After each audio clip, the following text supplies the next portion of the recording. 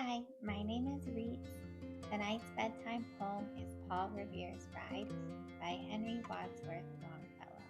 This tells us the true story of Paul Revere, one of America's founding heroes. Don't forget to like, subscribe, and let me know what stories you would like to hear next. Sweet dreams! Listen, my children, and you shall hear of the midnight ride of Paul Revere. On the 18th of April in 75, hardly a man is now alive who remembers that famous day and year. He said to his friend, if the British march by land or sea from the town tonight, hang a lantern aloft in the belfry arch of the North Church tower as a signal light. One if by land and two if by sea, and I on the opposite shore will be, ready to ride and spread the alarm through every Middlesex village and farm, for the county folk to be up and to arm. Then he said, good night, and with muffled oar silently rowed to the Charleston shore.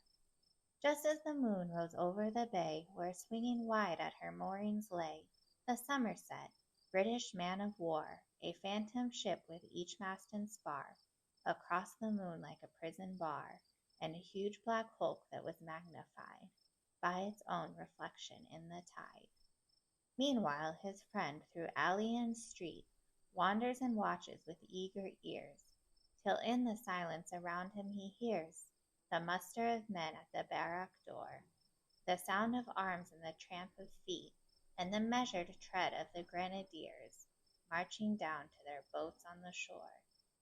Then he climbed to the tower of the church, up the wooden stairs with stealthy tread, to the belfry chamber overhead, and startled the pigeons from their perch on the sombre rafters that round him made masses and moving shapes of shade, by the trembling ladder steep and tall, to the highest window in the wall, where he paused to listen and look down a moment on the roofs of the town, and the moonlight flowing over all.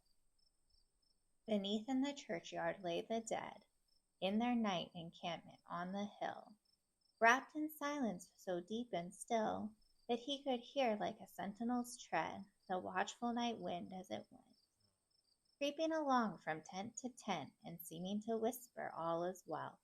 A moment only he feels the spell of the place and the hour and the secret dread of the lonely belfry and the dead, for suddenly all his thoughts are bent on a shadowy something far away, where the river widens to meet the bay, a line of black that bends and floats on the rising tide like a bridge of boats. Meanwhile, impatient to mount and ride, booted and spurred with a heavy stride, on the opposite shore walked Paul Revere. Now he patted his horse's side, now gazed on the landscape far and near, then impetuous stamped the earth, and turned and tightened his saddle girth. But mostly he watched with eager search the belfry tower of the old North Church, as it rose above the graves on the hill, lonely and spectral and sombre and still. And lo, as he looks on the belfry's height, a glimmer and then a gleam of light. He springs to the saddle, the bridle he turns, but lingers and gazes till full on his sight a second lamp in the belfry burns. A hurry of hoofs in a village street, a shape in the moonlight, a bulk in the dark, and beneath from the pebbles in passing a spark, struck out by a steed that flies fearless and fleet. That was all, and yet through the gloom and the light the fate of a nation was riding that night, and the spark struck out by that steed in his flight kindled the land into flame with its heat. He has left the village and mounted the steep, and beneath him, tranquil and broad and deep, is the mystic meeting the ocean tides. And under the alders that skirt its edge, now soft on the sand, now loud on the ledge, is heard the tramp of his steed as he rides. It was 12 by the village clock when he crossed the bridge into Medford town. He heard the crowing of the cock and the barking of the farmer's dog, and felt the damp of the river fog that rises when the sun goes down. It was 1 by the village clock when he galloped into Lexington. He saw the gilded weathercock swim in the moonlight as he passed, and the meeting-house windows, blank and bare, gaze at him with a spectral glare, as if they already stood aghast at the bloody work they would look upon.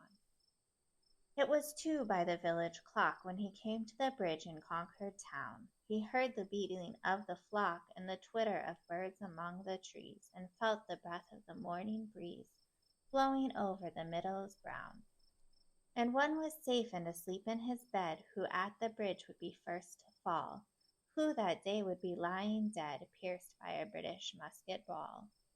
You know the rest in the books you have read, how the British regulars fired and fled, how the farmers gave them ball for ball, from behind each fence and farmyard wall, chasing the redcoats down the lane, then crossing the fields to emerge again, under the trees at the turn of the road, and only pausing to fire and load. So through the night rode Paul Revere, and so through the night went his cry of alarm, to every Middlesex village and farm, a cry of defiance and not of fear, a voice in the darkness, a knock at the door, and a word that shall echo for evermore. For born on the night wind of the past, through all our history to the last, in the hour of darkness and peril and need, the people will waken and listen to hear the hurrying hoofbeats of that steed and the midnight message of Paul Revere.